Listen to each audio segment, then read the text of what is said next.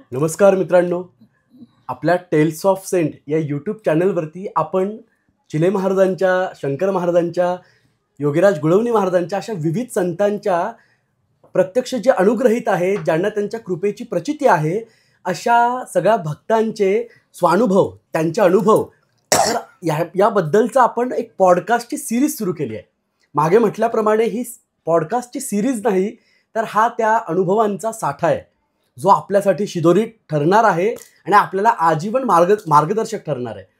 मी आता दत्तात्रेय प्रभू असलेल्या चिलेदेवांच्या अतिशय लाडक्या आणि त्यांच्या कृपांकित असलेल्या माण्या आजींकडे आलो आहे.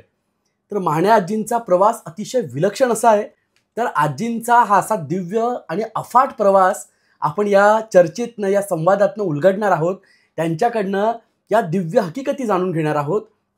तर आता मी आजीकडे वळतो आणि आजीला हा सगळा प्रवास आपण विचारूयात की तो नक्की कसा होता आणि आपण याचा आनंद घेऊयात. तर नमस्कार आजी. हां, नमस्कार. मला आता पहिले तुम्हाला विचारायचं आहे की तुमचा पारमार्थिक जो प्रवास आहे तर तो कुठून सुरू झाला आणि पहिले तुम्ही मूळचे कोल्हापूरचे का? नाही, पुण्याचे. मग कोल्हापुरात कधी गेलात आणि पहिल्यांदा त्यांच्या कृपेचा अनुभव तुम्हाला कसा आला? लग्न ठरल्यानंतर पहिली भेट चिलेदेवांची आता तुम्हाला सांग. पहिली भेट माझी अंबाबाईच्या देवळात झाली. साल कुठलं होतं? महालक्ष्मी. नाही, म्हणजे वर्ष कुठलं होतं? इसवी सन मे महिन्याच. बर. 1900 काय मला एवढं नाही आठवत. बरं, पण तरी सांगते तुम्हाला. हो, मे महिनाच. बर. आणि मी देवीच्या देवळात गेले दर्शनाला. आम्ही दोघं शुक्रवारी संध्याकाळी आरतीला माझ्याबरोबर माझे मिस्टर असायचे. बरं. त्यांना मी फक्त एकच मागणी मागितली, मी तुम्हाला काही मागणार नाही, फक्त माझ्याबरोबर शुक्रवारी आरतीला माझ्याबरोबर आईसाहेबांच्या तुम्ही पाहिजे. बरं. तुमची किती कामं असू द्यात. बरोबर. ठीक आहे म्हणाले.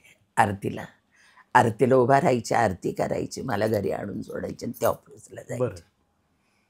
मग एक दिवस दुपारची अशी भाजीला म्हणून म्हणाली, नाही सुद्धा आता थोडीशी जबाबदारी तू उचल, जरा मार्केटला जा, देवीच्या दर्शनाला जा म्हणून भाजीला आणायला म्हणून गेले. देवीच्या देवळ जे चिलेदेवांनी पाहिलं, दर्शन घेत होते मी देवीचं, घाटी दरवाजाजवळ दरवाजा आहे मोठा, तिथं उभा राहून मोठ्या मोठ्याने शिव्या द्यायला सुरुवात केली. बरं. ए रांड, ए फोदरे, मी काय करते, तू काय करतीस ग, असं करून मोठ्या मोठ्याने हात वारे करून शिव्या देत होते. त्यांना तिथूनच बघितलं, मी घाटी दरवाजाजवळनं पळत सुटले. अरे बाप रे, म्हटलं हा येडा आला, मी थांबणार. मग तिकडून असे पळते. 2 मुले होते माझ्या लहान, त्यांना घेऊन मी पापाच्या तिकटीच्या तिथं आले. म्हटलं रिक्षा करून घरी जायचं. तर मी तिथं रिक्षा येते तोपर्यंत तिथं येऊन उभे राहिले. आणि कशा म्हणतात, कशाला भीतय दुसरी, कशाला भीती, कोण जाणे पळती. बरं. तरी मी त्यांच्याकडं दुर्लक्ष केलं बोलण्याकडं. निघाले, घरी आल्यानंतर 2-3 दिवसानंतर माझ्या इथं कामाला मुलगी होती. ती कशी मला म्हणते, अगं ताई तू बघितलंस का ग? म्हटलं कोणाला? अगं रोज आपल्या दारात वेडा येतोय पांढरे कपडे घातलेला, आणि तो येऊन उभा राहतो वरती, तुझ्याकडे बघतो, सलाम करतो घरात, सलाम करतो, काहीतरी बडबडतो, हसतो आणि ढोरांच्या बाजारात जातो. तर म्हटलं मला उद्या दाखव कोण वेळ येतो. पण म्हटलं गेटचं दार नको उघडू, नाही तर घरात आला तर बहाणे नसतात घरात. बरं म्हणाले. म्हणून आलेत आणि मी वाकून बघते, मला बघितलं, जे हसायला सुरुवात केली त्यांनी, चिलेदेवांनी. मी ते हसताना बघितलं आणि आत पळाली घरात. कारण माझंही वय लहान होतं त्यावेळेस. आणि मग गेले तर म्हणाले, अगं किती लांब गेलीस तरी तू माझ्या जवळ येणार आहेस. हे दुसऱ्याने ऐकलं, आम्ही नाही ऐकलं. तर त्यांनी सांगितलं, चिले महाराज काय म्हणाले तुला माहिती आहे का? पाटलाचं दुकान होतं. तर म्हटलं काय रे अशोक म्हणाल. ते म्हणाले, किती पळालीस ना तुम्ही तुझ्याच जवळ आहे. अरे बापरे. तर मी फक्त हसलं, म्हटलं अशोक लक्ष ठेवा, परत आला तो म्हातारा, मुलं मोठी होती ते, परत येऊन देऊ नको आपल्या घराजवळ. अगं म्हणाली तुला कळत नाही, ते महाराज आहेत. त्याच्यानंतर ते सतत येत राहिले का? सुरुवातच भेटले. कसे भेटले? मुलगी माझी आहे ना, ते नंतरचं एक बाई होती आणि तिचं झोपडं होतं आणि त्या झोपडीमध्ये ते ब्लाऊज शिवायची. बर. म्हणून ते यायचे, पोरे आडनाव. बर. सुधा म्हणाले मी ब्लाऊज. हो मावशी म्हटलं मी तुमच्याकडे देते, म्हणून त्यांना दिले. तर म्हणाली ये ना गं सुधा, त्या निमित्ताने माझ्याकडं तू येशील. म्हणून मुलीला हाताला धरलं, गेले होते. गेले तर आतमध्ये महाराज तिचे इथं बसलेले होते. चिल्लेदेव घोंगडं टाकून दिलं होतं त्या झोपडीत आणि ते बसले होते. तर मी आत असा पाय ठेवला, त्यांना बघितल्यावर मी पळत सुटले. म्हटलं मी नाही येणार. म्हटलं अहो फार शिव्या देतात पोरीनबाई, भीती वाटते मला. अगं सुद्धा म्हणाली, अगं साक्षात परब्रह्म सद्गुरू आहेत ते. तू असं का म्हणालीस? तू एवढी सेवा करून अशी का बोलतीस? म्हटलं नाही मावशी, मी बघितलं हो शिव्या देताना, बोलताना मला भीती वाटते त्यांची. बरं म्हणाल्या, पळू नको, थांब तिथंच. म्हणून मी अशी, तर त्यांनी माझा हात धरला, म्हणाले चल बरं आधी आतमध्ये. बरं. मी त्यांच्या मुलगीसारखी होते. बरं म्हटलं येते, पण मावशी मला भीती वाटते हो. म्हटलं अगं म्हणाले दत्त आहे साक्षात तो वाडीचा. क्या बात. बरं. नंतर गेले, मला म्हणाले पाया पड. तर मी त्यांच्या तोंडाकडे मावशींच्या बघायला लागले. भीती वाटते पायाला दर्शन लावायला. नाही म्हणाले, मी आहे ना तुझ्या मागं उभी, पड पाया. म्हणून पाया पडत होते. पाया पडल्याबरोबर त्यांनी माझा हात धरला. बरं. चिल्लेदेवाने आणि हात धरला आणि मला कशा म्हणते, अगं किती दिवसांनी तुझी माझी भेट झाली. बरं. मी वाट बघत होतो तुझी. बापरे.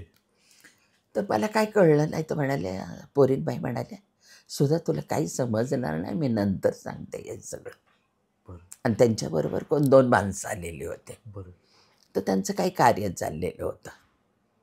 तर मला म्हणाली बस आता माझ्याजवळ. बसले मी त्यांच्याजवळ एक 5-10 मिनिट. तोपर्यंत माणूस आला. तर म्हणाला देवा काय होतं म्हणून त्यांना सांगत होता. म्हणाली दे बाई त्याला प्यायला.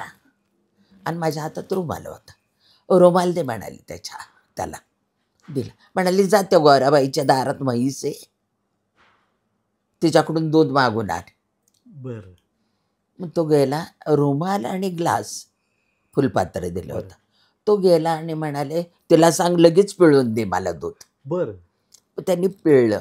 बरं. त्याने पिळलं आणि तो ग्लास, ते दुधाचा ग्लास महाराजांपर्यंत येईपर्यंत अशा उकळ्या येत होत्या त्या दुधाला. ग्लासातच? हो. अरे बापरे. बरं. उकळ्या येत होत्या आणि त्या ज्यावेळेस महाराजांजवळ ठेव म्हणाले आता इथं, तर तो उकळत होतं चहासारखं दूध सगळं. बरं. तर ठेवलं. मग त्याला म्हणाले जा आता रांडच्या पोदरीच्या, आता काही जा म्हणावं, काय करायचं झालं काम तुझं. तर मग काम झालं. त्या माणसं अशी कित्येक जणांची मी डोळ्याने पाहिलीत कामं त्यांची केली. पण मग तुमचं आता तुम्ही दर्शन घेतलं पहिल्यांदा, तर त्याच्यानंतर असं काय घडलं की तुम्ही त्यांच्याकडे नेहमी जायला लागले. बरं. माझी मुलगी नंतर पुण्यावरून आली. बरं. लहान होती, आजोबांच्याकडे येतं, आजी आजोबांच्याकडे. तर आली तर ती खूप रडायला लागली, पोट दुखतंय, लोळायला लागली. बरं. खूप तिला दवाखान्यात नेलं, काही उपयोग झाला नाही. मग लाळगे आले आणि मला कसे म्हणाले, बाई त्यांचा मुलगा म्हणाला मम्मी चला आपण महाराजांच्याकडे जायचं. बरं. म्हटलं का? म्हणाले चला तुम्ही. पोरगी रात्रभर ओरडती म्हणाले, लहान आहे अजून. गेल्यावर पाद्य डॉक्टर म्हणून 3-4 डॉक्टरांकडे सगळ्यांनी सांगितलं काही उपयोग होणार नाही, जाणार मुलगी. अरे बापरे. बरं. मग त्यांनी निर्णय घेतला लाळग्यांनी, म्हणाले तुम्ही महाराजांचं दर्शन घेऊन या फक्त. बरं. मग माने म्हणाले नको तू नको येऊ, तू इथं थांब, मी जातो. आणि माझी मोठी मुलगी एक होती ती 8 वर्षाची. बरं. ती गेली. उत्तरेश्वरावर जाधवांची इथं बसले होते. तिथून म्हणाले ही आहे ना करवत होती एवढी लांब. बरं. लाकडं कापायचे. बरं. तर हे करवत घे म्हणाले, खाली म्हसोबाचं दिवळे म्हणाले त्याला दाखव जा. दाखव. हा. बरं. मग ते करवत आणि कापूर दिला मान्यांना. तर म्हणाले देवा ते दार बंद आहे, पुढच्या दाराला कुलूप आहे, मागचे दोन्ही दारं बंद आहेत, कापूर कुठं? तो जा म्हणाले करवत दाखवून कापूर ठेवून ये त्याच्याकडं. मग ते त्यांनी कापूर ठेवला, करवत दाखवली, महाराजांच्याकडे परत गेले ठेवलं म्हणून. म्हणाले जा म्हणाले आता नमस्कार करून ये. तर तो कापूर आत मंदिरात जळत होता. आतमध्ये जळत होता? हो. बाहेर ठेवलेला? हा. अरे बापरे. बरं. जळत. म्हणाले ये परत घ्या. म्हणाले हे घे दोन फुलं आणि जा सिद्धेश्वर महाराजांच्याकडं. बरं. मग नदीवर सिद्धेश्वर महाराजांच्याकडे गेले. बरं. तिथून आले, महाराजांचं दर्शन घेतलं. म्हणाले हे फुल घे आणि जा त्याच्या उशाला नेऊन ठेव. बरं. ती उशाला फुल ठेवायच्या आधीच वॉर्डमध्ये खेळत होती. अरे बापरे. म्हणजे पहिली कृपा ही प्रत्यक्ष तुम्ही अनुभवलेलं आहे. महाराजांचं आणि सिद्धेश्वराचं काय नातं होतं? त्यांना खूप प्रेम होतं ते? फार दोघांचं होतं.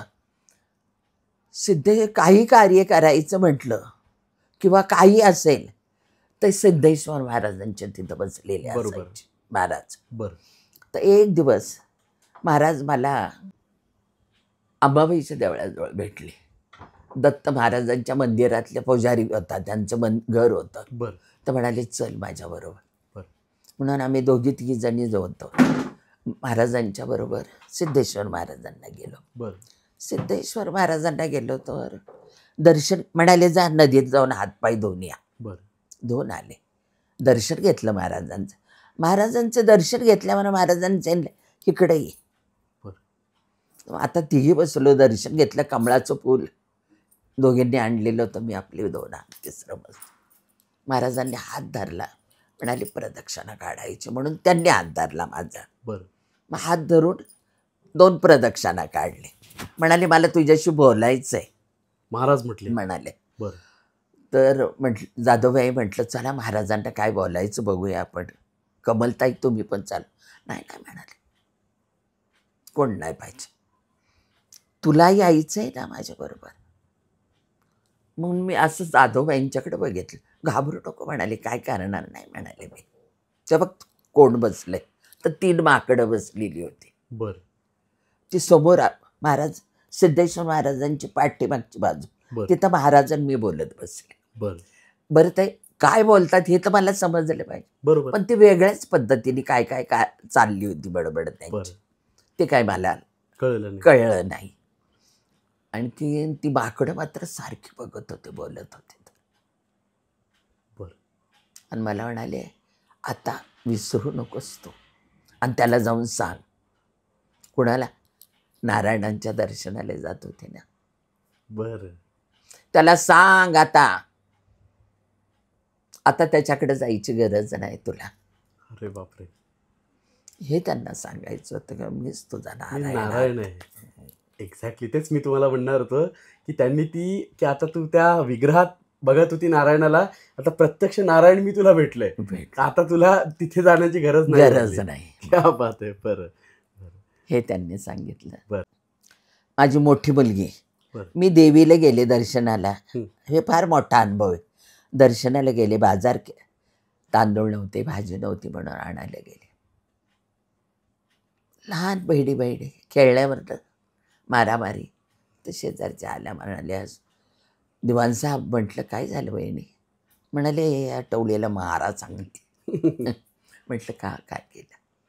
नाही म्हणाले हे भांडणं. म्हणून मी ना तिने ना ती बघ मम्मी म्हणून अशी म्हणती, म्हणून तिच्या डोक्यावर.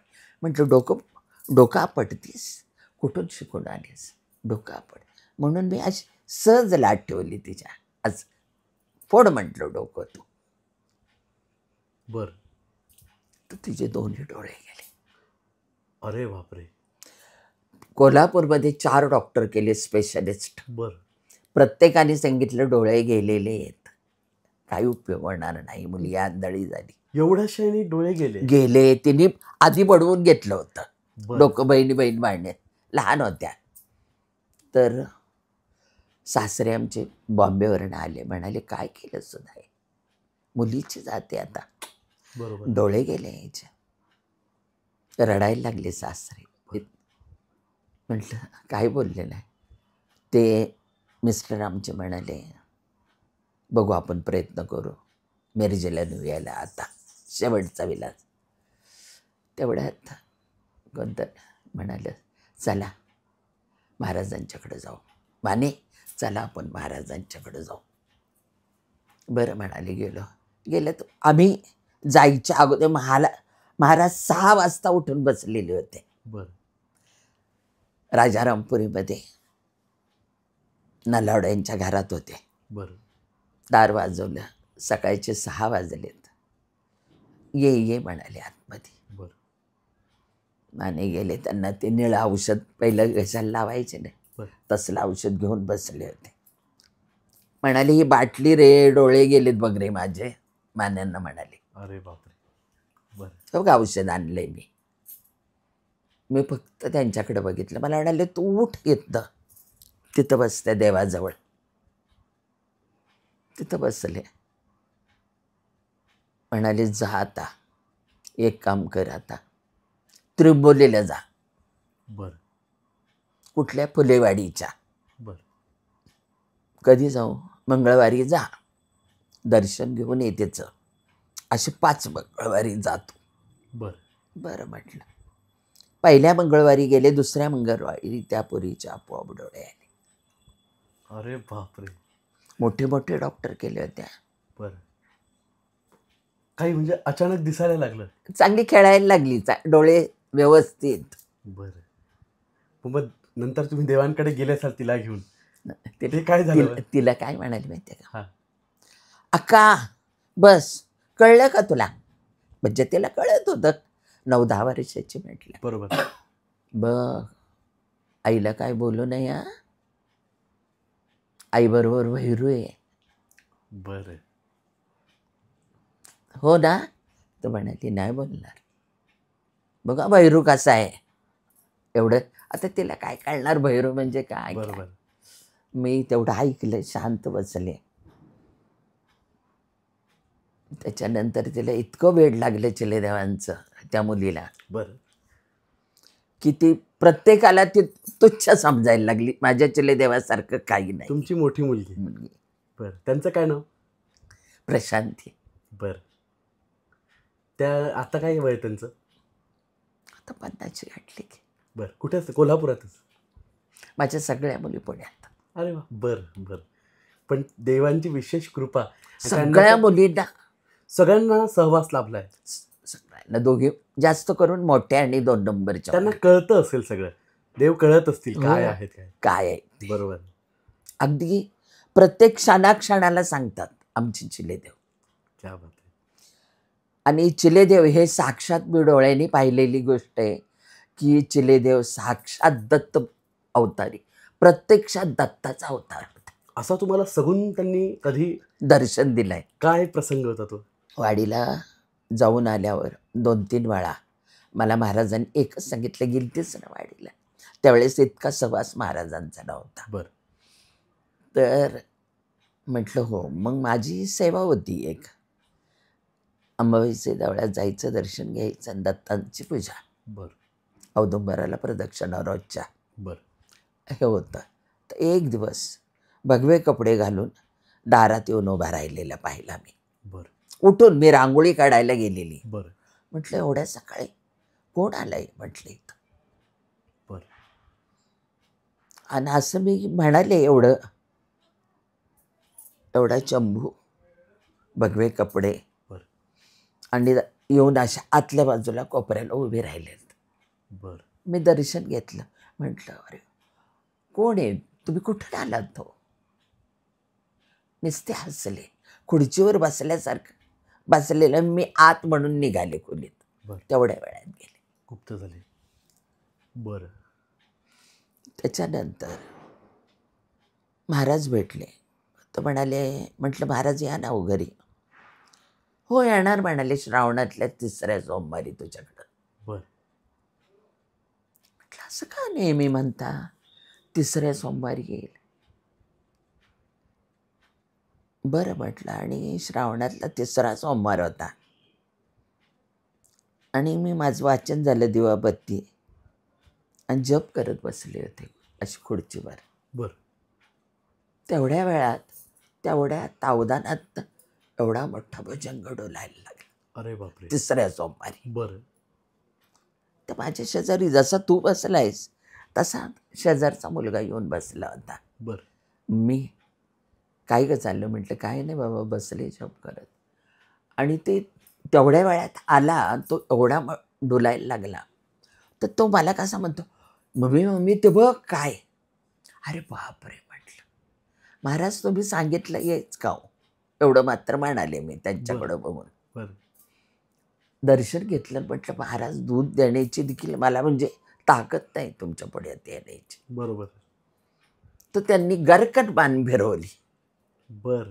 खाली उतरून गेले आणि असे पळत होते तोपर्यंत दुसरी मुलं आली आणि त्यांनी मारलं. बर. अरे अरे अरे बापू चंद्रकांत, अरे मारू नका रे, देव आहेत ते, महाराज आहेत. ह्या मानीबाईना किडकाला पण देव म्हणती, अशी ती पोरं मला म्हणाली. बरं. मी काही बोलले नाही. मी आतमध्ये आले, जरा विचार केला. म्हटलं महाराजांनी मला सांगितलं होतं आधीच, काय करू नको हा, दुखवू नको. उडतं उडतं बोललेले होते. बरं बरं. काय करू नको, दुखवू नको, हां सांगून ठेवतो बाई. बरं. आता कुणाला दुखवू नको, कोणाला काय, ह्याचा अर्थ सत्पुरुषांचे बोलणं कळत नव्हतं लवकर. बरोबर. तरी बी ते साधारण त्यांच्या त्या बोलण्यावरनं ते बघितल्यावर माझ्या लक्षात आलं की हे महाराजांचं वाक्य आहे. बरं. तर मुलं खेळत होते, प्रकाश मारू नकोस, बघा ते देव आहेत. बघा बसा म्हणाले. मम्मी खिडकाला पण देव, कोणाला पण देव म्हणती बा. माऊली म्हणाले जाऊ दे म्हटलं. आणि मी आत आले घरात. त्या मुलाचे ज्याप्रमाणे ते दुखवले गेले त्याप्रमाणे त्या मुलाचे तुकडे तुकडे मी डोळ्यांनी पाहिले. अरे बापरे. बरं. झाले. अरे बापरे. नुसतं ते नाही, गोठ्यामध्ये त्याच्या आईवडिलांचे, त्यांच्या म्हशी होत्या त्या गेल्या. बरं. बहीण होती, तिला वेड लागल्यासारखं झालं. घर सगळं उद्ध्वस्त झालं. हे मी डोळ्यांनी पाहिलं. पण मग नंतर तुम्ही जेव्हा देवांकडे गेले असाल, गेल्या देवांनी ती खून सांगितली असेल की मी मला गेल्यावर म्हणाले काय केलंस हे तू. म्हटलं देवा माझं नाही ऐकलं तर मी काय करणार होते. बरं जाऊ दे म्हणाले. जा कुंभार गल्लीतनं 2 आण मातीचे नागोबा घेऊन आले. लाया फुलवायला लागले. कुंभार गल्लीच्या त्या बाईच्याच घरात होते ते. लाया गमेलभर फुलवली, तेवढे व्हायला लावले आम्हाला दोघांना. दर्शन घेतलं. दर्शन घेतलं आणि पुन्हा महाराजांना म्हटलं तुम्ही केव्हा येणार आहे. बरं बरं.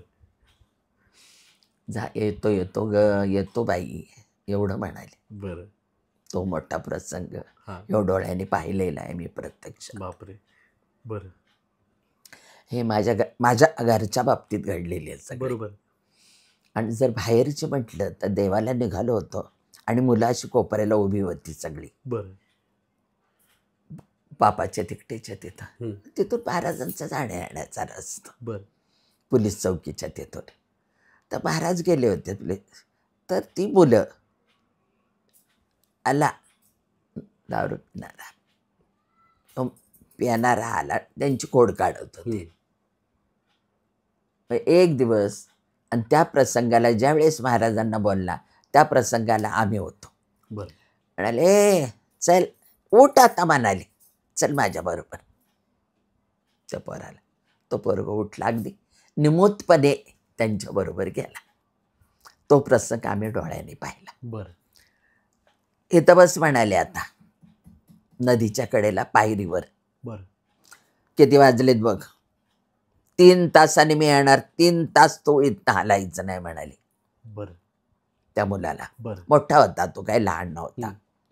तर 20-25 वर्षाचा मुलगा होता. बरं. हल्ला तर बघ म्हणाले आता काय होणार तुझं.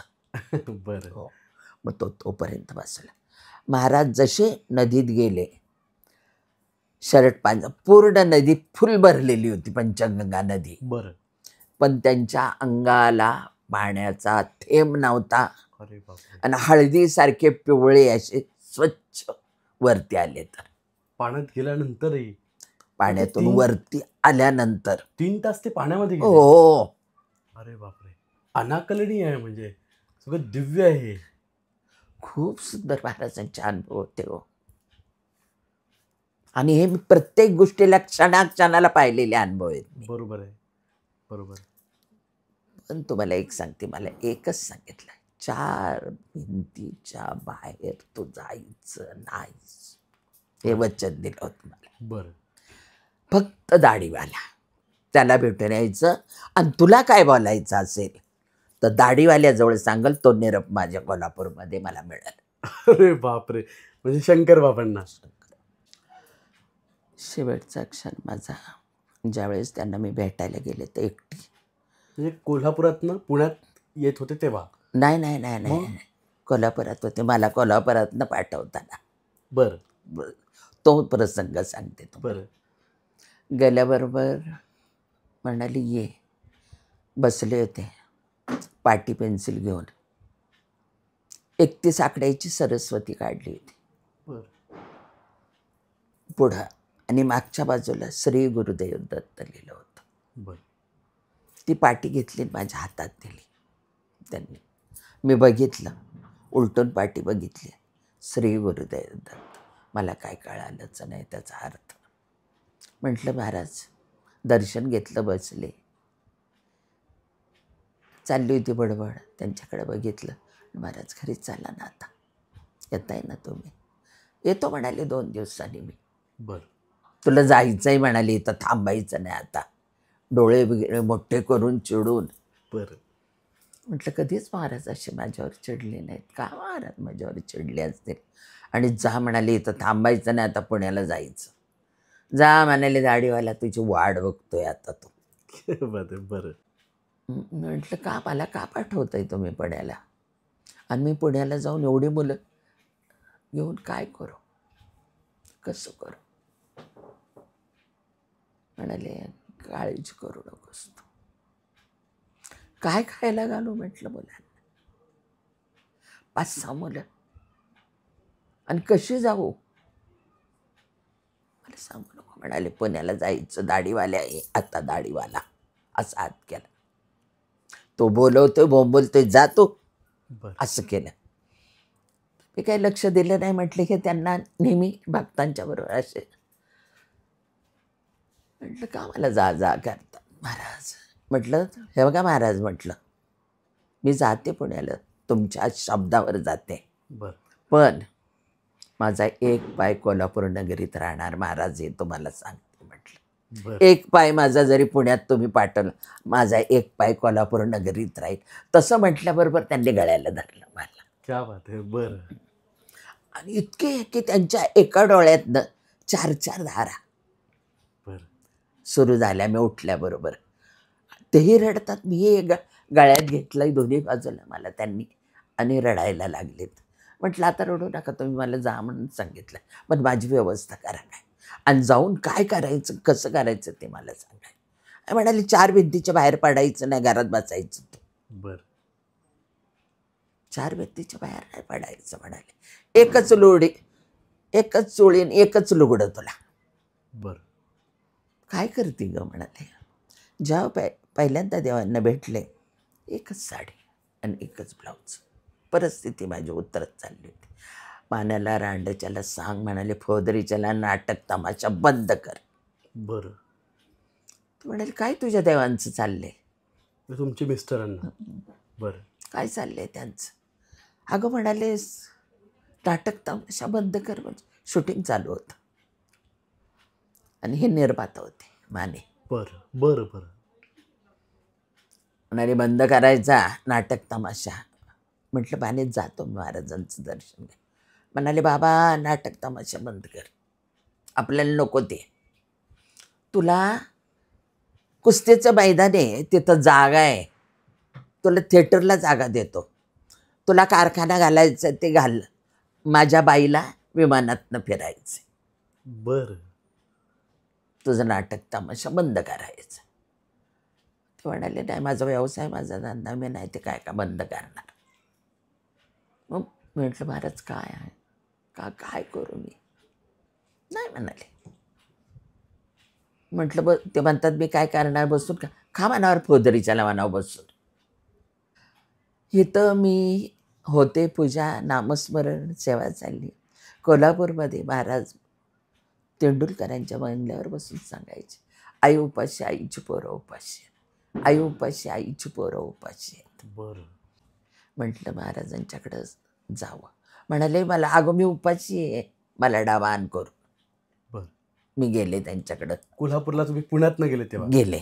बरं. तर म्हणाले डबा करून आण मला भूक लागली मी उपाशी किती दिवसाचा. बरं. तू पण जेव मी पण जेवतो. म्हणून म्हटलं तुम्ही मला कोल्हापुरात हाकलून दिले आता कुठं जाऊ मी. मला सांगू नको म्हणाले मला जेवण घेऊन ये. मग जिथं मी राहत होते त्यांच्याकडे गेले. म्हटलं वहिनी तुम्ही कधी आला. म्हटलं रात्री आलेली. म्हटलं देवांनी जेवण मागितलं. म्हणाले करा तुमच्या हाताने आणि महाराजांना घेऊन जा. बरं. स्वयंपाक केला चपाती भाजी डाळ भात घेऊन गेले. महाराज गेले आणि नरसोबावाडीत डबा घेऊन मी सकाळपासून 8 वाजेपर्यंत त्यांची वाट बघत तिथं बसले. ते निघून गेले? गेले. आणि पुन्हा सांगितलं आता ती पण उपाशी मी पण उपाशी. बरं. तिलाही जेवायला नाही मिळणार आता. बरं. पण मग तेव्हा ते निघून गेले तुम्ही डबा देऊ शकला नाहीत? नाही. मग तुम्ही त्यावेळेस कोल्हापुरातच होता की ते कोल्हापुरातनं निघून मग परत पुण्याला आले? पुण्याला आले. मग त्याच्यानंतर तुम्ही किती वर्ष होते पुण्यात? कोण? तुम्ही? मी तेव्हापासून पुण्यातच आहे. पुण्यातच आहे म्हणजे देवांनी पाठवून दिल्यानंतर पुण्यातच आहे? मी गेलेच नाही. बरं. मग इकडे पळणीटकरांच्या घरी जेव्हा यायचे देव तेव्हा अभ्यंकरांकडे यायचे तेव्हा तुम्ही जात असं? हो भेटलेली. मग अभ्यंकर आजी तुम्ही परिचय असेल ना? नाही ऐका आंबेडकरांची नंतर. बरं. ज्यावेळेस आंबेडकरांच्याकडं चलेदेव आले होते हां त्यावेळेस मला फोन करून बोलवून घेतलं महाराजांनी. बरं. तेव्हा फोन कुठे होते मोबाईल नव्हते. बरोबर. ते लँडलाईन असते. हां. तर इथं शिंदे म्हणून त्यांची इथं फोन आला. बरं. तर ते सकाळीच उठून बोलवायला आली मला. बरं. अहो वहिनी म्हटलं काय. अहो कुणाचा तरी फोन येतोय तुम्हाला त्यांनी सांगितलं त्यांना बोलवा म्हणून. बरं. तर म्हटलं मला कुणाचा फोन येणार. बरं. माझी मुलं लहान मला कुणाचा फोन येणार. तर बाणे काय म्हणाले अगं बघ तरी जाऊन तिथपर्यंत. गेले त्यांच्याकडं. तर म्हणे मी बोलतोय. म्हटलं कोण बोलतं. आंबेडकर बोलतोय. महाराजांशी बोला. मग आनंद झाला. म्हणाले येतेच ना वाट बघतोय तुझी मी इथं. बरं. चिल्लेदेव म्हणाले बरं. हो महाराज. म्हटलं आले. बरं. त्यांना सांगू पण मी शकत नव्हते बरं. की माझ्याकडे यायला देखील पैसे नाहीत. बरं. कशी येऊ तुमच्याकडं. बरं. आणि मला रस्ते माहिती नाही मी कशी येणार काय. ये लवकर मी वाट बघतोय म्हणाले. कशी गेले रिक्षाने गेले. द्यायला तर पैसे नव्हते रिक्षावाल्याला. तेव्हा काय ते 6 आणे तिकीट होते रिक्षा.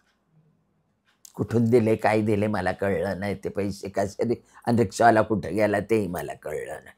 बरं. मला सोडून महाराजांनी वरती खाली आले हाताला धरलं वर नेलं आंबेडकरांच्याकडं. बरं. त्यांच्या घरातली पूजा बिजा महाराजांचे फोटो दाखवले शंकर महाराजांचे. स्वामी कुठं शंकर महाराजांचे फोटो आहेत ते. बरं. आंबेडकरांच्या घरात. बरं. ते सगळं बघितलं. नंतर खोली दाखवली ती बरं. बसायचे. बघ आहे ना बरं आहे. म्हटलं हो बरं आहे. चांगलं आहे ना बाई. म्हटलं हो. बस आता जाऊ नको. म्हटलं बरं बसते. मग म्हणाले जा रे पादुका घेऊन ये.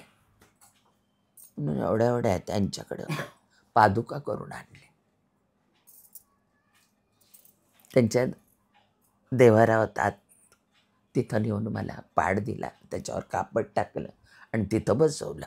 बरं. म्हटलं काय चाललंय गोंधळ. महाराजांचं मी बसले. म्हणाले जाऊ नको हा इथून कुठं. आता महाराजांचे शब्द कसा मोडायचा. बरोबर. बाहेर तर इतकी माणसं बसलीत महाराजांची. काय करावं समजायला घाबरल्यासारखं झालेलं. दर्शन घेतलं. मला म्हणाले आता ब्राह्मणाला बोलवायला सांगा.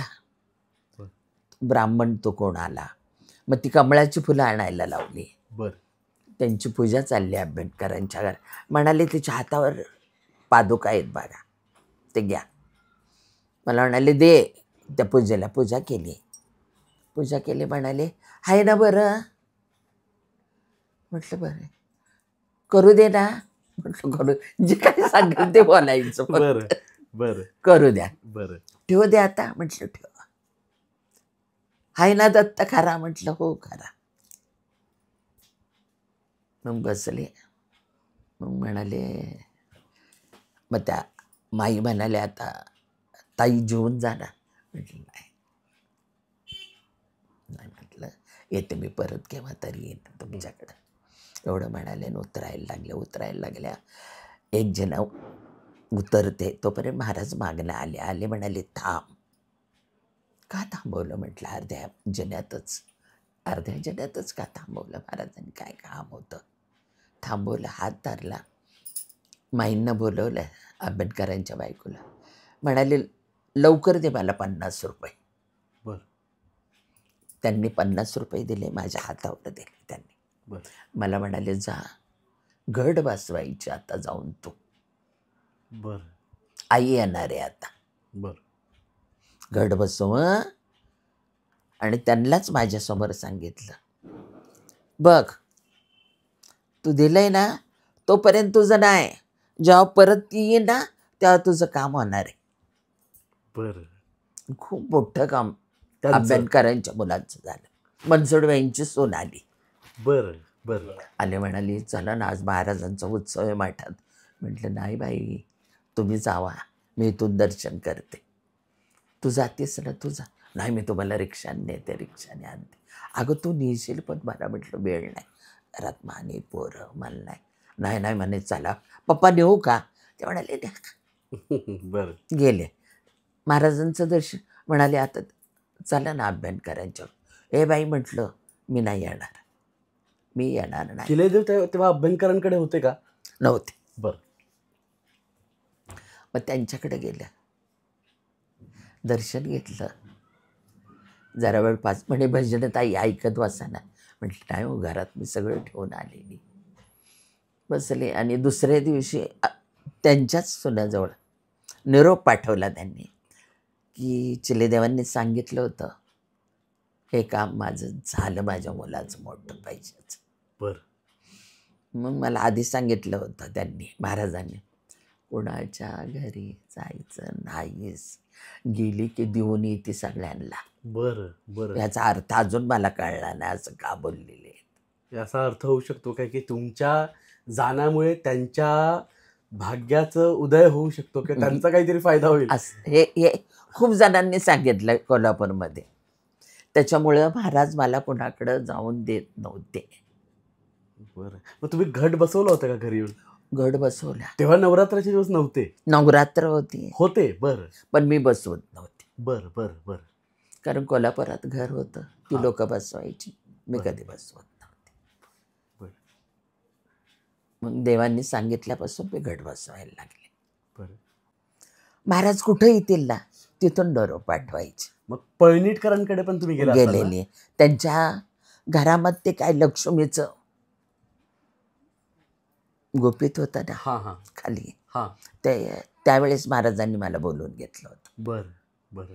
आणि बसवून घेतलं होतं. जे दुपारपासून जे बसवलं होतं 1-1:30ला गेले, संध्याकाळपर्यंत बसवलं होतं. बरं. मग चिले महाराजांचा तुमचा परत म्हणजे तुम्ही कोल्हापूरला गेलाच नाही, पण मग महाराज जेव्हा इथे यायचे पुण्यामध्ये तेव्हा तुम्हाला बोलून घेत. मग तेव्हा तुम्हाला कधी महाराजांनी तीर्थयात्रेला किंवा बाहेर कुठे प्रवासाला नेलं होतं का. तुम्हाला आठवतं वाडीला किंवा कुठे एखाद्या तीर्थक्षेत्री. फक्त एवढं सांगत होते ते की दाढीवाल्याकडे फक्त जायचं, महाराजांकडे, शंकर महाराज, आणि कोणाकडं जायचं नाही. गेलीस बघ काय होणार आहे पुढं तुझं. बरं. ही कल्पना दिली होती, तरी मी त्यांचं मोडलेलं आहे शब्द. बरं. माझी मुलं लहान होते, एकच मुलगा होता मला. त्यांनी मला कल्पना दिली होती कुठं जायचं नाही. पण मी मोरव्याला गेले होते. बरं. पण मोरव्याला मला हे माहिती नव्हतं. बरं. मी फक्त ह्या भावनेने गेलते की माझे चिलेदेव तिथं आहेत. बरं बरं. त्या खातीर मी तिथं जात होते त्यांच्याकडं. आणि जरी गेले तर त्यांनी काय मला म्हणजे त्यांचं कार्य पण खूप मोठं होतं मोरवेतल्या देवांचं. बरोबर. खूप छान होतं. माझा सहसा त्यांच्याशी एवढा परिचय नाही झाला. बरोबर. लांब बसणे, मंदिरात बसणे, भजनं ऐकायचे. बरं. माझ्या मुलांना खूप त्यांचं प्रेम होतं आणि अजूनही आहे. मग नामा महाराजांचा आणि तुम्ही कसं कसं हे झालं, सेवा घडली? हा, त्यांचं अगदी बरोबर योग्य वेळेत तुम्ही काढलं. मी अंबाबाईचं दर्शन घेतलं आणि शिवांच्या दर्शनासाठी निघाले मंगळवार पेठेमध्ये. बरं. तर नामा महाराज पिंपळाच्या झाडाखाली बसले होते. बरं. तर आम्ही शिवांचं दर्शन घेऊन असं बाहेर येत होते आणि तेवढ्यात चिले महाराजांची रिक्षा आली. बरं. रिक्षा आले, नामा पिंपळाच्या झाडाखाली बसला होता. तर चिलेदेव तिथं उभे होते. बाबा म्हणून त्यांनी ओरडले आणि त्यांच्या गळ्यात पडले. नामा महाराज. नामा महाराज बाबा करून.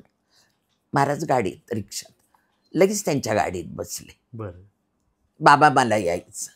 महाराज तेंडुलकरांच्या बंगल्यात घेऊन गेले. त्यांची आई रडत मागं पळाली नामा महाराजांच्या. बरं. बाई म्हणाले, घेऊन जा तुझं पोरगा. बरं. नामा सोडायला तयार नाही. मग तेंडुलकरांच्या बंगल्यावर होते, तर मग मी जायची दर्शनाला महाराजांच्या. नामा नाचायचा. त्यांना आंघोळ, चिलेदेवांना आंघोळ घातली की म्हणायचे त्याला पण घाल. त्यांनाही आंघोळ घालायची. बरं. मग जाऊ नको म्हणायचे, गळ्यात पडायचे. वयाने लहान होते ना ते? खूप लहान होते. आणि ज्यावेळेस नामा भेटला ना तो लहान. आणि दिसायला खूप सुंदर होते का ते? निळसर डोळे, असं मी वर्णन ऐकलंय. गोरे पाण आणि खूप उंच गोरा छान होता नामा. पण ते काय म्हणजे काय अवतार काय होते? काय दत्त अवतारी होते. बरं बरं. पण चिलेदेवांना शेवटपर्यंत नाही सोडलं त्याने. देवांसोबत बाबा बाबा बाबा बाबा. फक्त त्यांच्यासाठी मी जायची एवढ्या लांब तेंडुलकर बंगल्यात. बरं. त्यांच्याकडे गेल्यानंतर खिडकीत बसलेले असायचे बंगल्यात त्यांच्या. नुसता आवाज जरी ऐकला ना तर खिडकीजवळ पळत यायची. बरं. कुलूप घालायचे ना महाराज, बाहेर दाराला लोक त्रास द्यायचे. खिडकीत हात बाहेर काढून गळ्याला मिठी मारायची, ये ना आत ये ना. अरे बापरे. मग महाराज असायचे कॉटवर झोपलेले, दार उघडायला लावायचे. त्या समोर बांगला होता त्यांच्या. तेव्हा तेंडुलकर बाईला गोव्याला पाठवलं होतं. बरं बरं बरं. नंतर महाराज गेलेत. आणि लुगड्याळीचे शंकर महाराज एक होते बघा. हा, त्यांना पण बघितलं. बरं बरं. ते कसे होते? मग ते बोलायचे का पण असे कोणाशी की नाही? जास्त नाही. ते एकदमच अवधूत अवस्थेत राहायचे ते पण. आणखीन भैरू महाराज पण जास्त. बरं बरं. त्यांना गंदे महाराज म्हणून ओळखतात कोल्हापूरमध्ये आता, असं म्हणतात. पण संपूर्ण कोल्हापूरवर फिरायचे. पण त्यांना आणून सोडलं चिलेदेवांनी माझ्याकडं. बरं बरं. चिलेदेव पहिले आले म्हणाले तो येईल बघ आता, म्हणून काडीची पेटी बेडीबंडल टेबलावर ठेवला. बरं. कोण येणार आहे काय महाराज सांगून गेले. चिलेदेव ह्या बाजूने आले, काडीची पेटी बेडीबंडल ठेवला आणि गेले महाराज. बरं. मागच्या दाराने भैरव महाराज आले. बेडीबंडल, काडी पेटी, बेडी उचलली, काडी ए राम्या म्हणाली लाव काडी. बरं. बेडी वळली. बरं. दिगंबर, अंगावर वस्त्र अजिबात नव्हतं त्यांच्या. फेऱ्या मारायला जे तेव्हापासून ते मी येईपर्यंत माझ्याजवळ होते. अरे बापरे. मग तुमच्या घरात राहायचे का? संपूर्ण कोल्हापूरमध्ये सगळीकडे फिरायचे आणि यायची तुमच्याकडे? माझ्याकडे यायचे. रात्री मग मनात असलं, शेजारी घर होतं रिकामं होतं त्यांचं. बरं. बसले तर तिथं झोपणार. आणि चिले महाराजांचं कृष्ण सरस्वती दत्त महाराजांवरती खूप प्रेम होतं ना? ते आबासाहेब म्हणायचे असं ऐकलंय मी. कुंभार स्वामी, कुंभार कलीचे स्वामी. ते त्या रोडला जास्त फिरायचे. बरं. चिलेदेव. आणि मी असं ऐकलंय की देवांकडे लोक आले हार वगैरे पेढे घेऊन, ती म्हणायची जा आबासाहेबांकडे जाऊन त्यांना वाहा. तेव्हा तुम्ही असं बघितलंय का? नाही, हे नाही मी पाहिलं. बरं बरं. मी नाही पाहिलं. फक्त मला एवढंच ऐकायला मिळायचं, वाडीचा दत्त. बरं. बाई खरा ना, वाडीचा दत्त खरा ना. हे त्यांचं वाक्य नेहमी राहायचं. हो, वाडीचा दत्त खरा. खरा. बघ आहे ना तो, बघ वाडीचा दत्त खरा. एवढं सतत.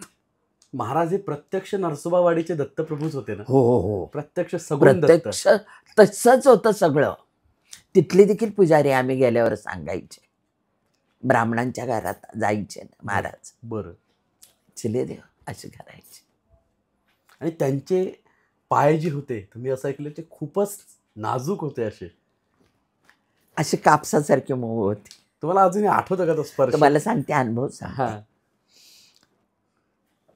कधी बसले ना, म्हणजे शक्यतो महाराज बसायचे, झोपायचे. कुणी गादीवर त्यांच्या पाय ठेवत नव्हता. बरं. दर्शन. पण जर बघितलं, ये ना म्हणायचे. बसतो इथं. बसले की दोन्ही पाय माझ्या मांडीवर. बरं. भिंतीकडं डोकं त्यांचं, पाय मांडीवर. काय महाराज करतात. 3 वाजले तर अल्लात पाय उचलून ठेवले आपण. बरं. झोपलो नाही मी, जागा आहे. अरे बापरे. बरं. म्हणजे रात्रीचे 3? रात्रीचे. बरं. पण ते म्हणजे त्यांचं कार्य सुरू असायचं का? आपल्याला वाटायचं की झोपले की काय? झोपलेत नाही, रात्रभर कामं चालू होती. अरे बापरे. आणि त्या भक्तांची कामं केलीत पण महाराजांनी. हे आम्ही डोळ्यांनी पाहिलंय. ती भक्त आलेली, त्यांनी सांगितलेलं, हे प्रत्यक्षात पाहिलेलं काम आहे. म्हणजे कसं झालं तुम्हाला सांगू का, ज्या वेळेस महाराजांचं मठाचं कार्य चाललेलं होतं, जागा घ्यायची होती इकडं आतमध्ये आपल्याला, त्यावेळेस महाराज इंगळ्यांना माहिती आहेत तुम्हाला, कोल्हापूरचे? नाही. इंगळ्यांना मला कोल्हापूरहून पुण्याला आईकडे यायचं होतं. बरं. आणि महाराज इकडे येणार होते. तर म्हणाले, काय ग बाई पोरी? म्हटलं अण्णा आज मी पुण्याला जाणार आहे आईकडं. कोण कोण? म्हटलं माणी नाही म्हणालेत. मग तुझ्याबरोबर कोण आहे? म्हटलं मला म्हणाले एस टीने पाठवतो म्हणून. नाही म्हणे आपली गाडी आहे, महाराजांनी घेऊन जायचं आहे. चल म्हणून महाराज बरोबर होते. महाराज आहे ना मठाच्या तिथं थांबले, मी पण थांबले महाराजांच्या बरोबर. बरं. त्यावेळेस महाराजांच्या तेवढी तलवार होती.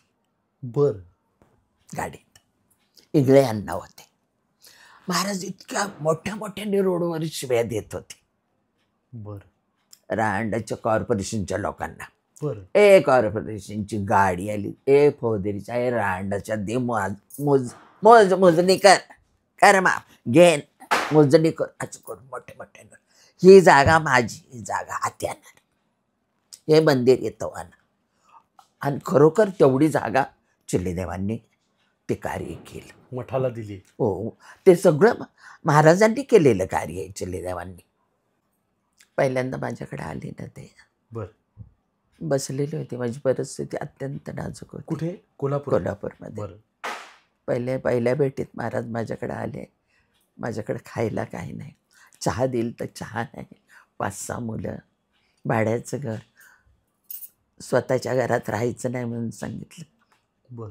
लक्ष्मीपुरीत माझं घर मोठं होतं. तुमचं घर होतं?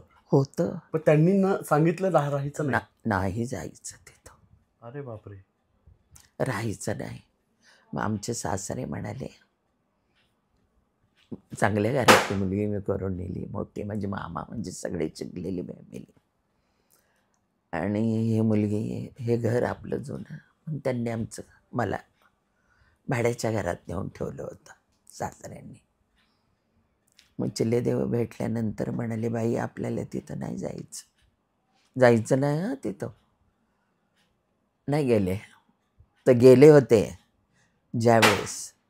त्यावेळेस सत्यनारायणाची पूजा होती तिथं, त्या घरात, माझ्या जुन्या घरात. आणि पूजेला बसले तर 2 नाग येऊन त्या पूजा करताना देवाऱ्यात येऊन बसले. बर आणि तेही हिरवेगार. बर बर. तर म्हटलं का एवढ्या मोठ्या घरामध्ये तो नाका आले पूजा करताना सत्यनारायणच्या तिथं. आणि ते कुठं गेलेत बघा म्हटलं.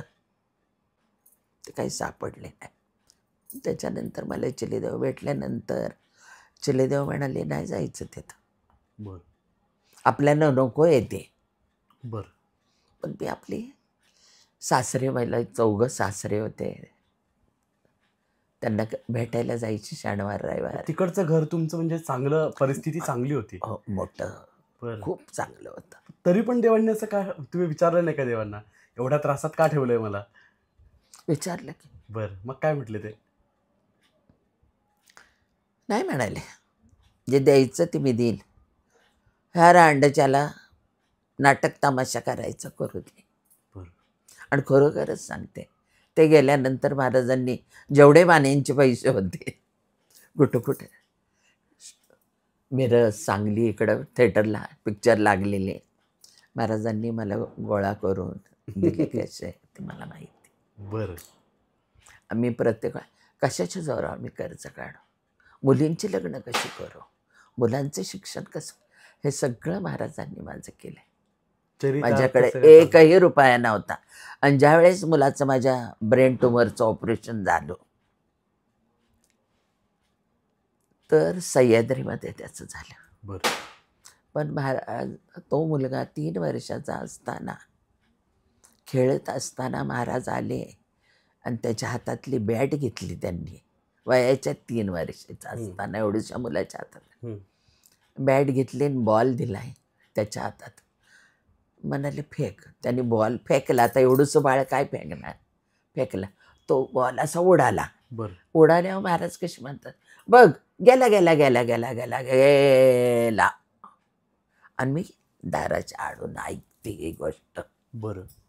तर मी कशी म्हणते, बहिणी महाराजाशी काय बोलता तो? अहो देवान साहेब म्हणाले तुम्हाला नाही काढणार. म्हणून महाराज आत असे जातात ना, त्याला मी उचलायला म्हणून गेले. आतून बाहेर आले, सोड म्हणाले हात. बरं. तुझा नाही आहे म्हणाले तो. बरं. माझा, तुझा नाही माझा. ते अल्पायुष्य ठरले का? आणि मग त्याच्यानंतर त्याला फिट यायला लागल्या. बरं. सहज गेला 2-3 वेळा. आणि मी बाळीकुंद्रीमध्ये. बरं. महाराजांजवळ.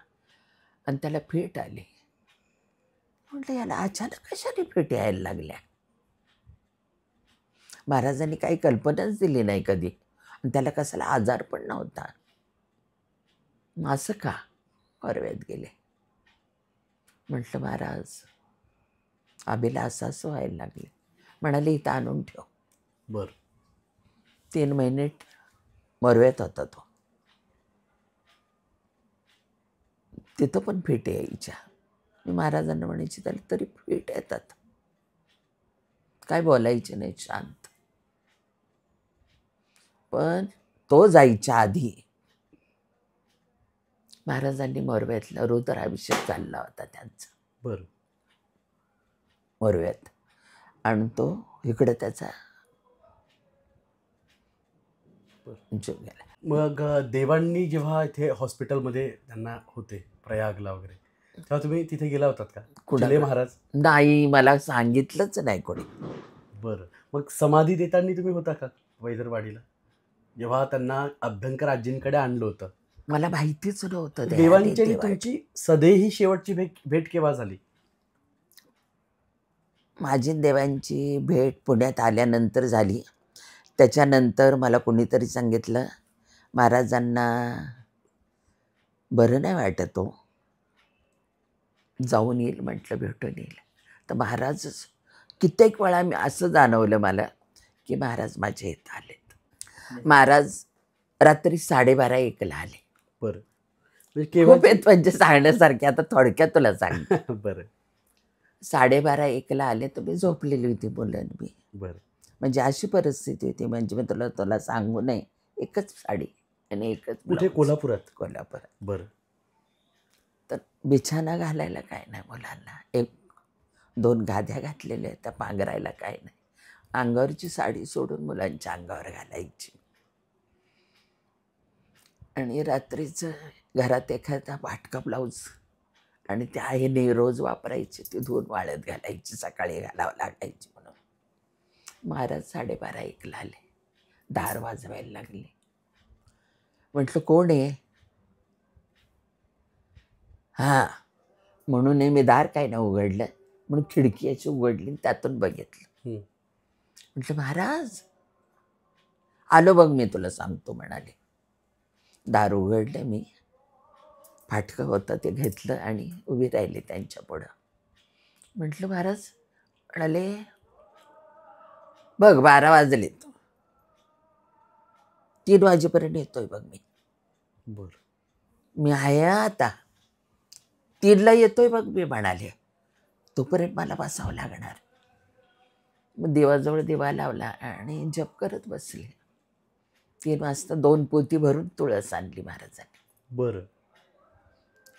म्हटलं महाराज कुठून आणली, कुठं कसे गेले एवढ्या मध्यरात्रीची? जीवूरमधनं महाराजांनी तुळस आणली. बरं. 2 पोती. बरं. म्हटलं कसं आणली? आणि मी जिथं राहत होते ना, सबन परड्यावर तुळस लावली त्यांच्या आपल्या. बरं. लावले तर म्हटलं काय महाराजांचं काम, बघ आहे ना, बघ आणली का नाही बघ तुळस. मी म्हटलं महाराज काय होईल? मला आपोआप रडायला आलं. सकाळी उठले, आंघोळ केली, सडार आंघोळी केली, महाराजांचं दर्शन घ्यायला. महाराजांचे दोन्ही पाय धरले आणि त्यांच्याकडे बघत बसले. महाराज म्हटलं काय तुम्ही कुठं कुठं पळताल आणि तुम्हाला मी कुठं कुठं शोधू महाराज म्हटलं. रडायला लागले. म्हटलं महाराज मला काही नको, मी काही मागत नाही तुम्हाला, फक्त तुमचे चरण माझ्या अंतःकरणात राहू दे. मी काही मागितलं नाही आत्तापर्यंत. तुम्हाला जेवढे दुःख दिलेत ना, ते तुमच्या जीवावर मी आनंदाने सोचते म्हटलं. क्या बात. तुम्हाला 4 दिवस 8 दिवस उपाशी ठेवले, माझी तयारी आहे म्हटलं. महाराज मी उपाशी, मी पोटाला फडकी बांधून राहत होते. मुलांना 2-2, 3-3 दिवस चहा पण मिळत नव्हता. मग महाराज मला म्हणाले आई तुला सोडून कुठं जाणार? महाराज एका ठिकाणी बसा ना हो तुम्ही, किती मी कुठं येऊ, कशी येऊ, अजून काही नसते. ये बाई आई ये तू. म्हटलं एक ठिकाणी बस. अगं म्हणाली तुझी काय इच्छा आहे? राजवाडा बांधायचा. राजवाडा बांधेल आणि त्या राजवाड्यात मी असेल आणि तुलाही घेऊन राहील. अरे वा. असे म्हणाले. तर मी हसले त्यांच्या तोंडाकडे. म्हटलं महाराज मी मानव, तुमची सेवा करायसाठी मी येईन तुमच्या राजवाड्यात. म्हटलं बघ म्हणाले तुला आत्ता शब्द देतो, तू निघालीच. तुझे तलवार, तुझी तिजोरी, तुझ्या बाकड्या भाटल्या आणि तुझा राजवाडा, मी तुझ्या येणार राजवाड्यात दास म्हणून राहील मी. अरे बापरे. हे नंतर सांगितलं शेवट त्यांनी मला. आई तुझा दास म्हणून मी तुझ्या नावतलं घेऊन तुला फिरणार, तुझा दास. आणि तुम्हाला सांगते एक दिवस आले, पाणी तापव म्हणाले मला. आता पाणी तापायचं म्हटल्यावर लाकडं पाहिजे, बांबाला कोळसे पाहिजे, मला आंघोळ करायची म्हणाले. मला सांगू नको, मला आंघोळ घाल. बाहेर परड होतं. अड्या काड्या गोळा केल्या, पेपरचे तुकडे गोळा केले, बंबात घातले, देवांचं पाणी कसं तरी गरम केलं, पाठ मांडला, आंघोळ घाल. पाठ मांडलं म्हणाले, पाठ घाल. घातला. म्हटलं देवा. आंघोळ घातली देवांनी. देव म्हणाले मला उचलून घे कडवर. अरे बापरे. आता तुला कसं काय उचलू रे, एवढा लहान असतं तर मी उचलेल ना. बरोबर. काय समजेना. मला सांगू नको, मी उठणार नाही, मला उचल म्हणाले. उचल म्हटले म्हणून मी असा हात केला, दोन्ही काकेत त्यांच्या असा हात घातला आणि लांबच. महाराज लहान स्वरूप झाले.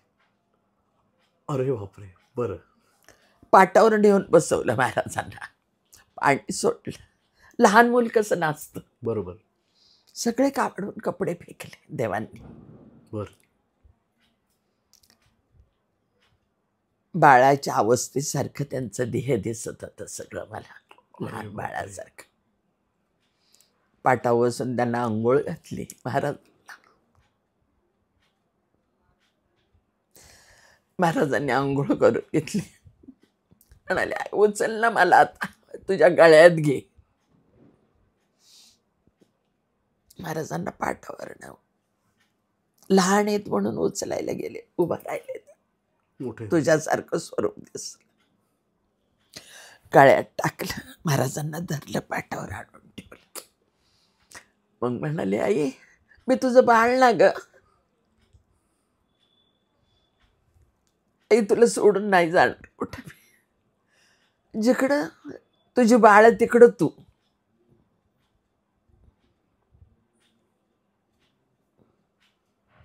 विलक्षण आहे, अति विलक्षण आहे. आणि म्हणाले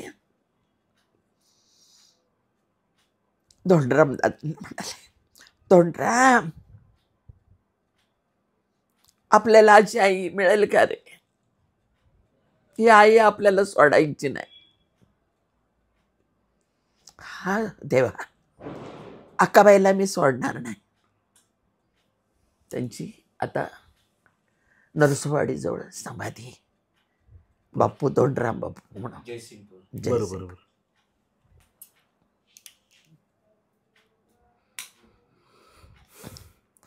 असे महाराज होते.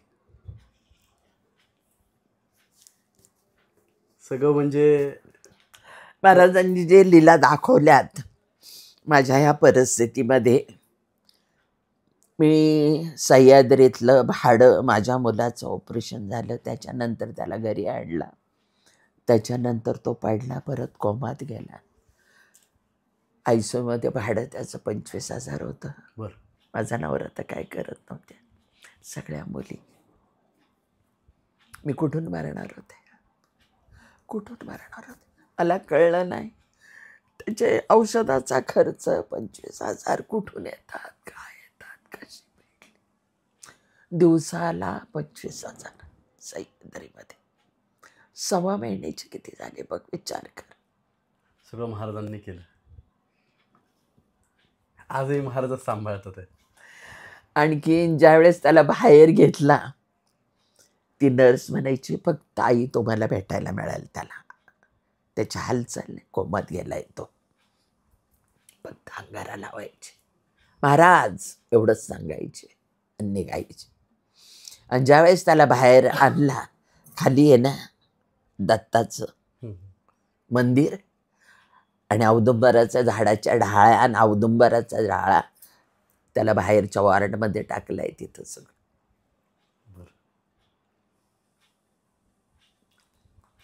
शेवटपर्यंत मला कळलं नाही. 4 मुलींची 5 मुलींची लग्न केली. फक्त म्हणाले कुठं जायचं नाही. तो खरंच कुठं गेले नाही. 5 मुलींची लग्न कशी झाली, कुठून स्थळं आली, काय केलं सगळं. म्हणजे त्यांनी जो शब्द दिला होता की तू 4 भिंतीच्या आतच राहायचं, बाहेर जायचं नाही. आणि मुलींच्या लग्नाचं पण काळजी करू नको, तू नाही जायचं कुठं, येतील बघते आणि घेऊन जातील. अरे बापरे. आणि हा अनुभव बऱ्याच लोकांना आहे की देवांनी त्यांचा प्रपंच स्वतः चालवलाय. अजून चालू, अजून मला अनुभव आहेत त्यांचे. मला मी कोणत्याही मुलीकडे मागत नाही, कोणाचं घेत नाही. जे महाराज देतात ते खाते जगते. शेवटचा आपल्याला समारोप करायचा आता या पॉडकास्टचा. शेवटी एक गोष्ट जी महत्त्वाची असेल आणि आमच्या सगळ्या नवख्या भक्तांसाठी, भाविकांसाठी मार्गदर्शक असेल, काय तुम्ही संदेश सांगा? आचले देव म्हणजे साक्षात परब्रह्म सद्गुरू येते. आणि जरी त्यांनी देह ठेवलेला असला, अजूनही भक्त सांगतात, माझ्याकडं कोणी आलं की आई आम्हाला जायचं, जा तुम्ही अनुभव घ्या. बरोबर. आणि नंतर मला सांगा. बर. आणि लोकांनी अनुभव घेतलेत, सांगितलेत. एक भक्त, दोघं नवरा बायको आले होते, तर त्यांनी सांगितलं, अगं आम्ही पायझरवाडी बघितली नाही. म्हटलं अरे काय त्याचं, जा की. मग म्हणाले आम्हाला जेऊरला जायचं आहे. जेऊर तर म्हणाले आम्ही 2:30 वाजता रात्री 1:30 का 2ला आम्ही गाडी घेऊन जेऊरमध्ये गेलो. आणि माझी मुलगी रडायला लागली, माझी मुलगी चहा पाहिजे म्हणून. तर म्हटलं मग, तर म्हणे तिथं डोंगरावर कुठलं हॉटेल आणि काय. तर एक बाई किटली घेऊन येत होती. अरे बापरे. तर ती म्हटली अरे, म्हणे ती बाई किटली घेऊन, म्हणे चहा नाही, ती दुधात इथं म्हशी असतील ना, दूध घेऊन निघाली असेल. तर तिला विचारलं, हो आजी इकडे या ना. काय बाई, चहा आहे का? हो चहा आहे माझ्याकडे म्हणाली. अरे बापरे, अरे बापरे. बरं. पहिला 3 कप पण आम्हाला चहा दिला, तो इतका चांगला लागला आम्हाला चहा, म्हणून तिला बोलवलं, आजी अजून दे की ग 2 कप.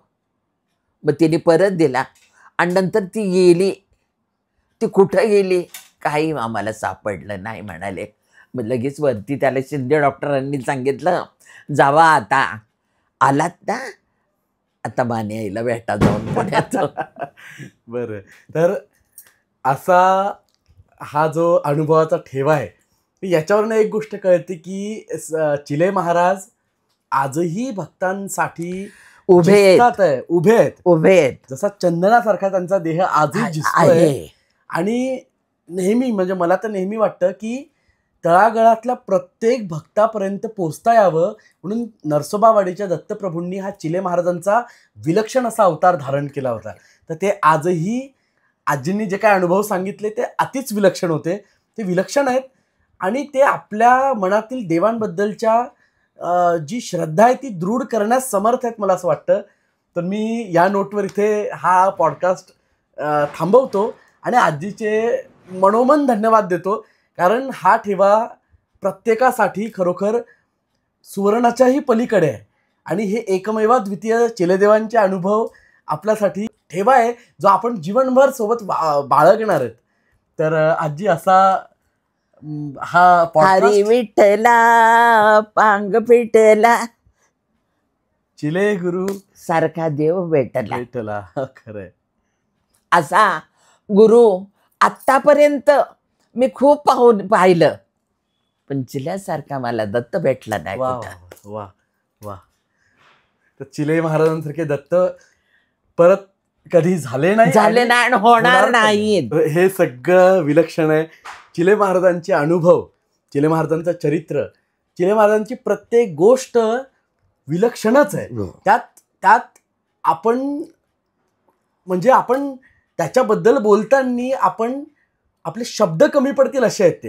म्हणजे आताही मी अडखळतोय, कारण देवांचे अनुभव ऐकल्यानंतर नेहमी विचार करतो मी की दत्तप्रभू जेव्हा मानव रूपात येतात आणि ते लीलारथ होतात, तेव्हा ते प्रत्येक ज्या बाउंड्रीज असतात, ज्या लिमिटेशन्स असतात, त्याच्या पलीकडे कार्यरत होतात.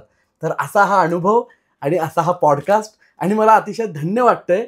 तर आजीचे धन्यवाद देतो आणि इथेच थांबतो. अवधूत चिंतन श्री गुरुदेव दत्त, श्री स्वामी समर्थ जयशंकर. ओम दत्त चिले. नमस्कार सगळ्यांना. नमस्कार.